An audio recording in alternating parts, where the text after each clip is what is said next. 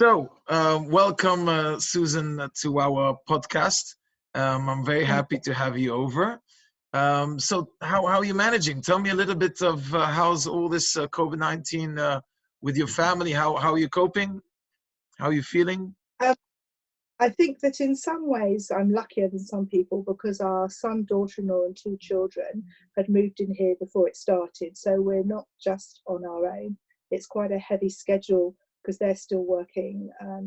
There's 3 health workers in the house, so people are in and out to work, and therefore there's a lot of childcare going on between us. So if we're not working, we're looking after the children who are 2 and 4. So it's quite busy, not time for doing a lot of the things that maybe some people have done.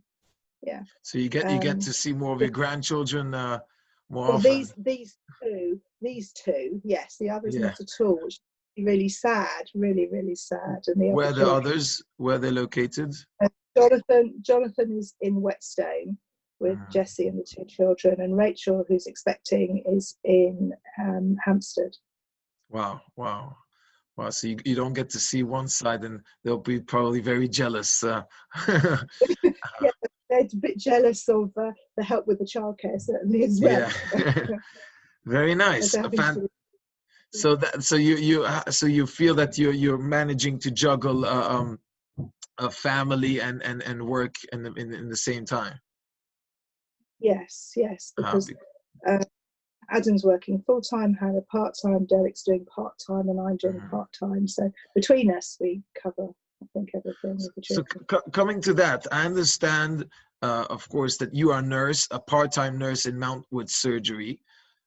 How is it to be a nurse in this, in these times where everyone is might say afraid to go out there in the front line, and you are like in the front line? I wouldn't say like in the hospital, but still you're in the front line. No, I was going to say it's not in the front line. It's a completely different thing. The pressures are very different.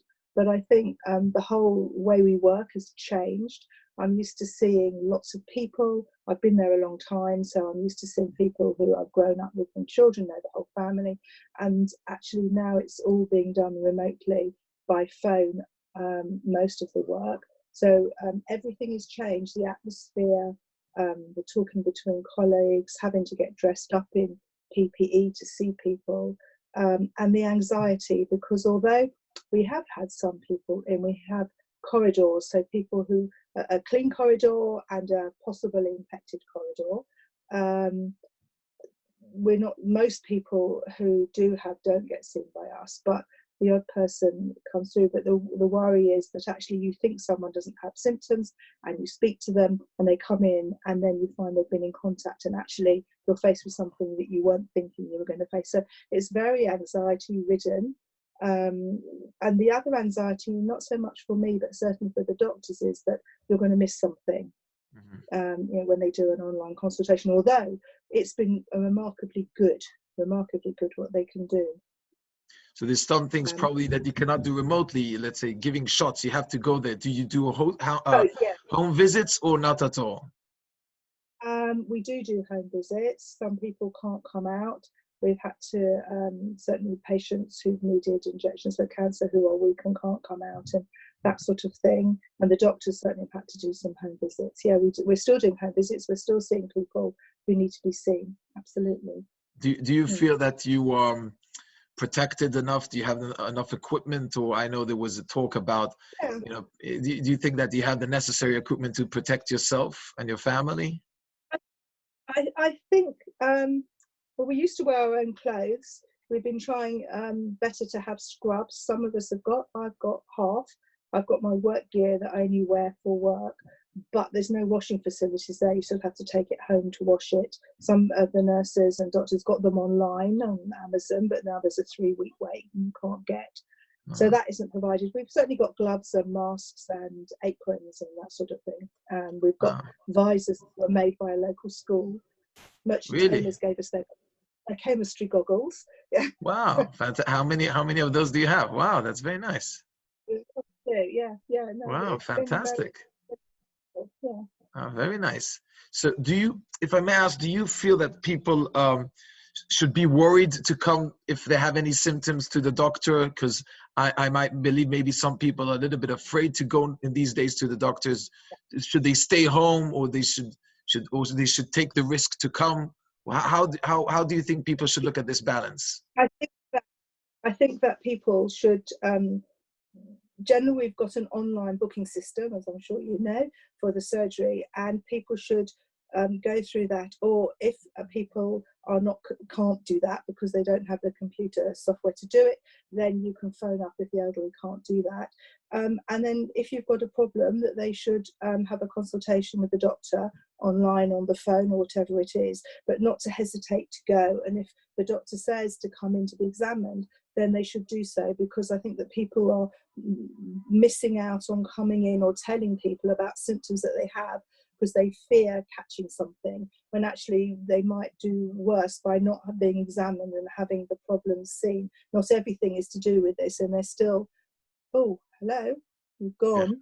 Maybe try to touch the screen, or move the screen a little bit. I don't know what's gone. Yeah, we're back. Oh, yeah. We're back. Perfect. Yes, because I mean, there's certainly the number of people for consultations, and the things we would normally get that you'd think about, chest pain and all those sorts of things, have gone down, and people are very reluctant to go anywhere to be seen, and there might be fallout from that in the future.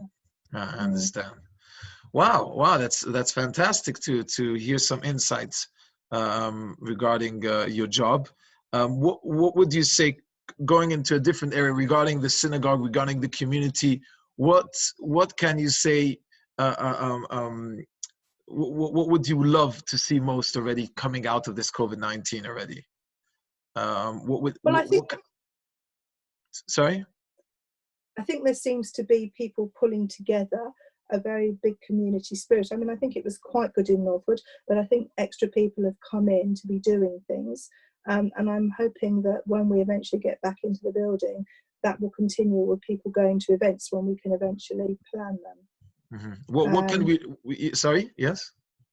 And also the discussion groups, there's quite a lot going on, and I think maybe there's not as much when you're in you say, oh, we're going to have a talk about something. Not so many people turn up in person to the shul, and hopefully the numbers will increase if they found it beneficial doing it online. You're saying if there's something that we can learn from this period of time, is that when we get out there, we can do a discussion groups online that can involve more people?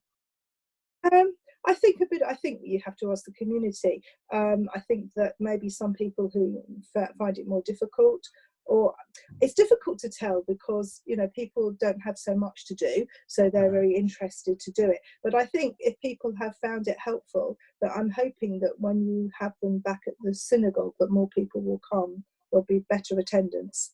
Oh, fantastic. Wow. Yeah, fantastic. So what is the first thing you're gonna do when you can go out of COVID-19?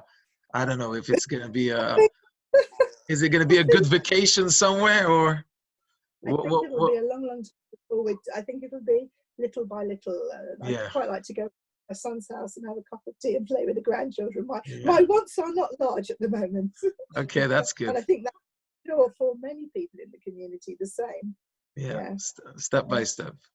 Very good. Thank you so much for coming on this podcast. It's been a real pleasure, and hope to see you in person very soon. Hopefully everyone back to shul.